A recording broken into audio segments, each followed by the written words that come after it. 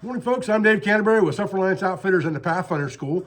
And out here at the Pathfinder School, we teach lots of classes from basic survival to bushcraft to woodsmanship, extensive navigation classes, wilderness first aid, medicinal edible plants, ropes and rigging. Lots of class for you to choose from in 2025. If you go to our website at selfrelianceoutfitters.com and pull down the training tab, there's a list of our classes there. I encourage you to join us in 2025 for a class of your choosing. Now, what I thought I'd do today is I had made a post on my community page last week or beginning of the week sometime about a Haversack kit. And when you're doing a bedroll type camp, and I do a lot of that, you're going to want a Haversack or some kind of external component package that you can carry things that you need to get at quickly that you don't want to tear your bedroll apart to get. So for the most part, in your bedroll, you're going to have just your bedding, any extra clothing that you have to keep it nice and dry.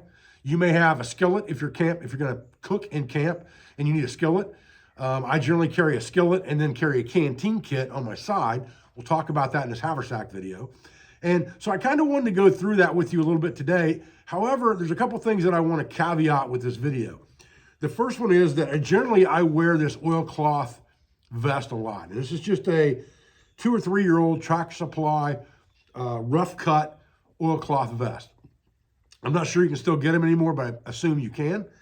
It's got lots of pockets in it. So it makes it convenient for me to carry some things in my pockets all the time. I don't necessarily have to have a haversack for that I can get at on the trail or on the fly.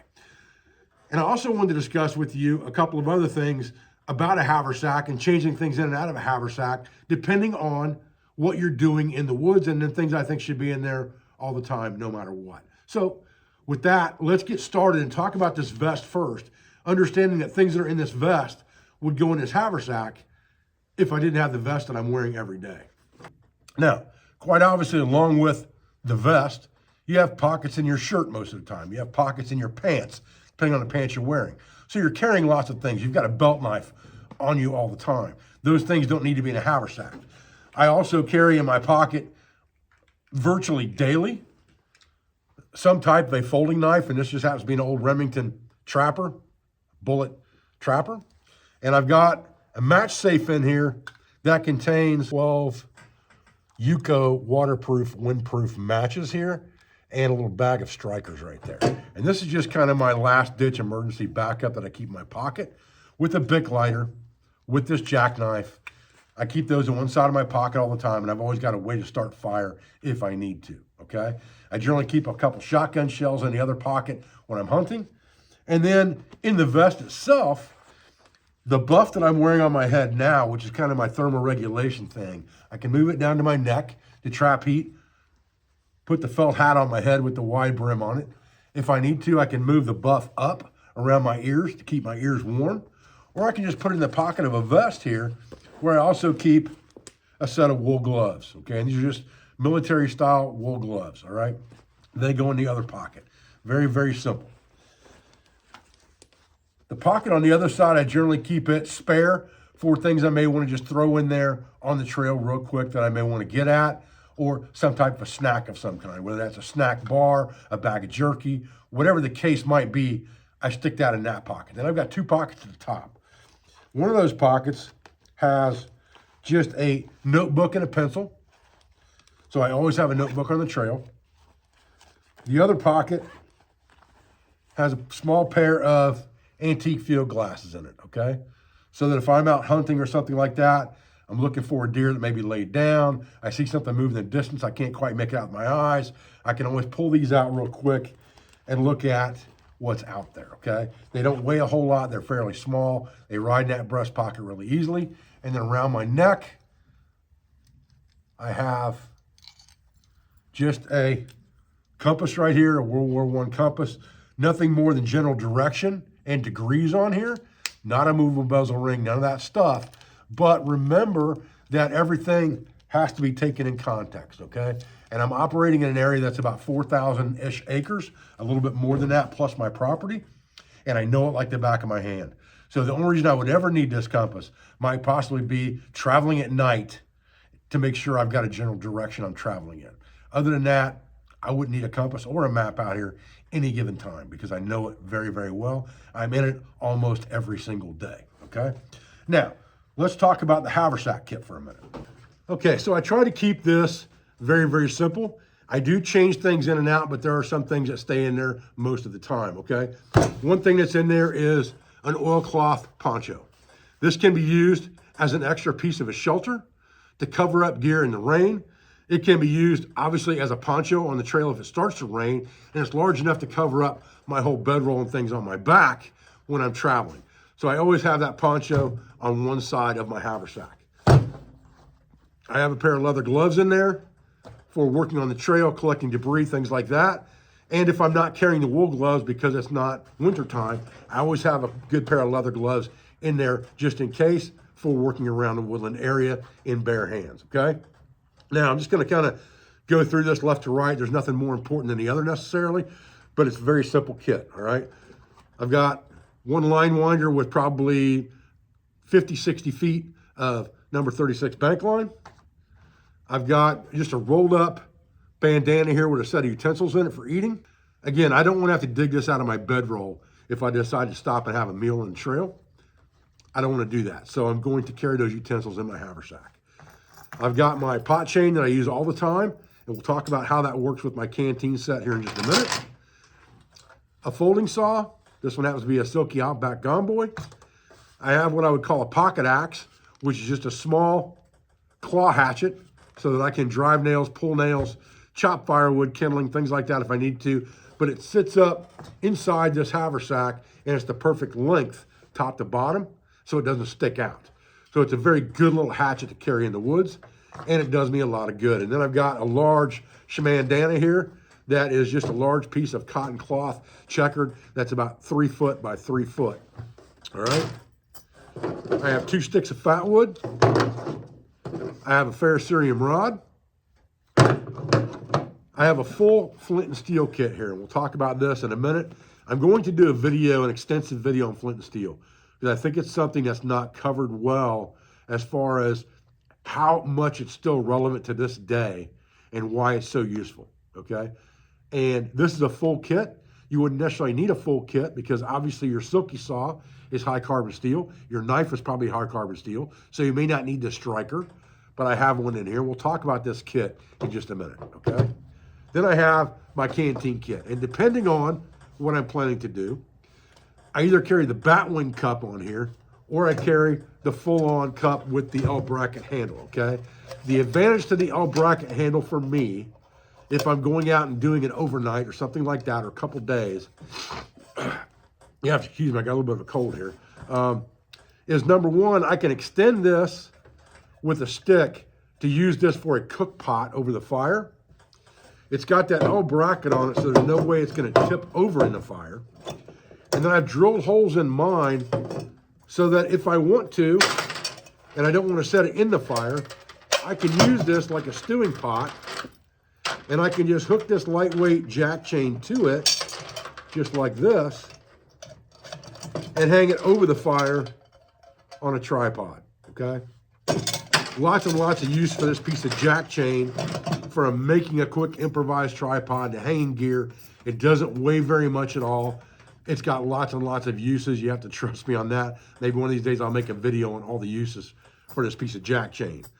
But it stays in there, especially when I've got this cup. But most of the time it's in my haversack anyway, because it doesn't take up that much room. And again, I may change that cup in and out depending on how long my stay is going to be out there. If it's just going to be a quick overnight or if it's going to be longer than that, I may just use the batwing cup in a skillet that's wrapped into my bedroll.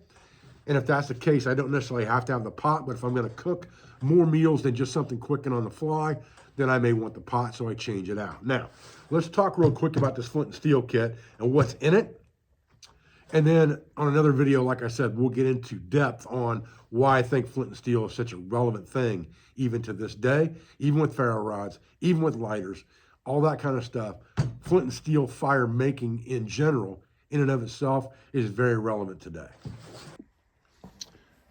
Okay, so this Flint and Steel kit is inside of a oiled leather bag by Stitched Gear Outfitters right here in the USA. Randy and I have been friends for a long time. And so I keep my Flint and Steel kit in this bag, but it also becomes a secondary bag for storing dry tinder and things like that. and it's got a good large envelope with a nice flap over the top of it. And it makes a good container for this Flint and Steel kit, but also makes a great tinder collection bag. Now, my Flint and Steel kit is just a large tin that I found at some antique mall or something, and has a small hole poked in it here because it's not hinged. If it had hinges on it, it wouldn't need that hole for gas to escape. We'll talk about that more when we talk about Flint and Steel. But let's open up this kit and discuss it real quick. Okay, so you can see what I've done here is I've divided this tin in half.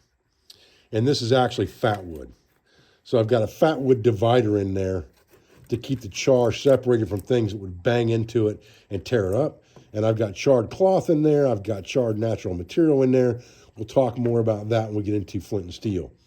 I have an old antique striker in here. It still works as good as the day it was probably made back in the 1800s. This one is actually a relic. I've got a couple pieces of chert flint material in here.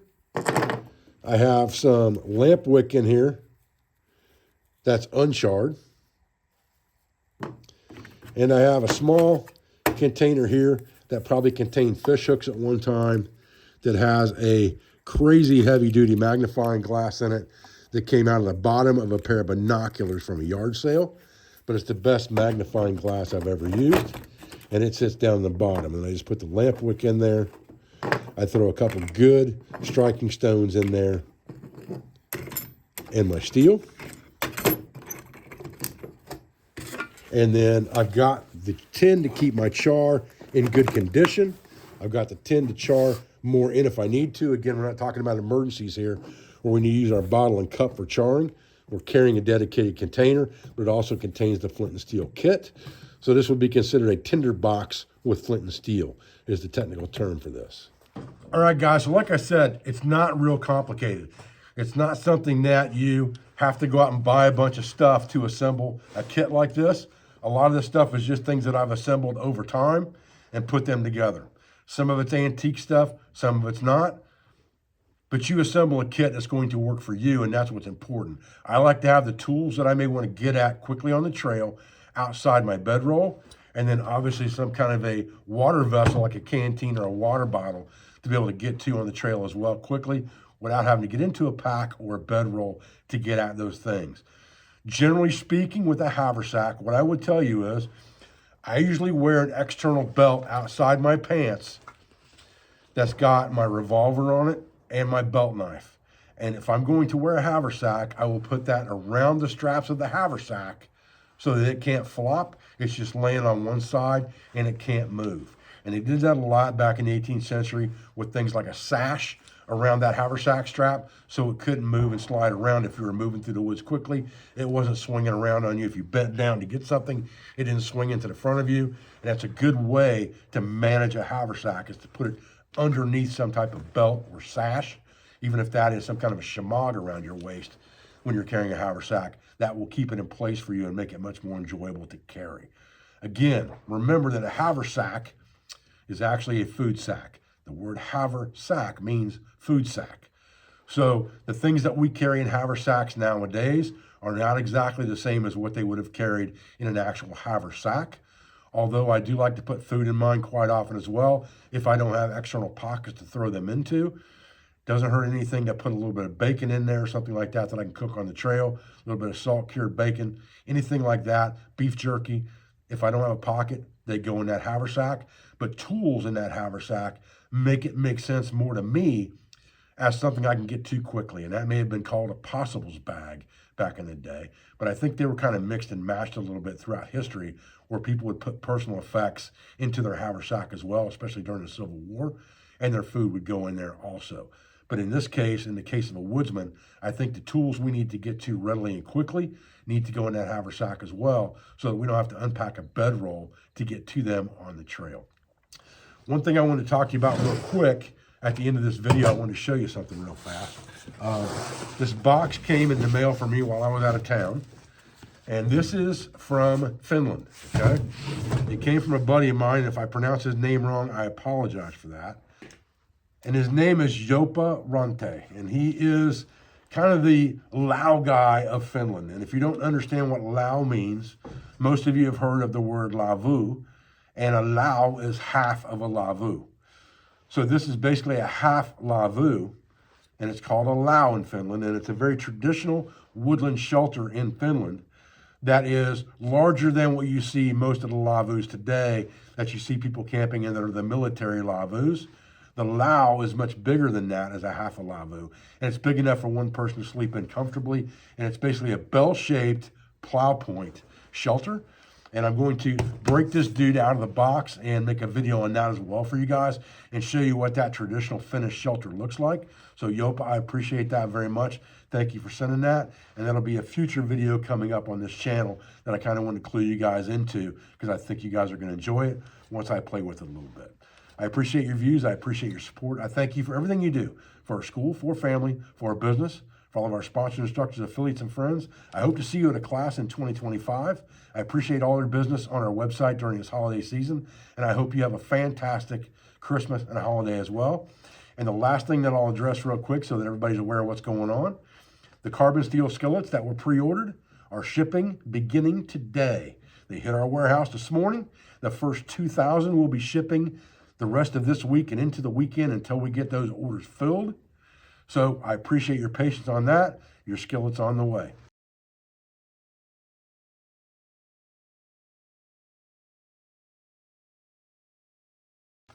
Thanks, guys. I'll see you on the next video.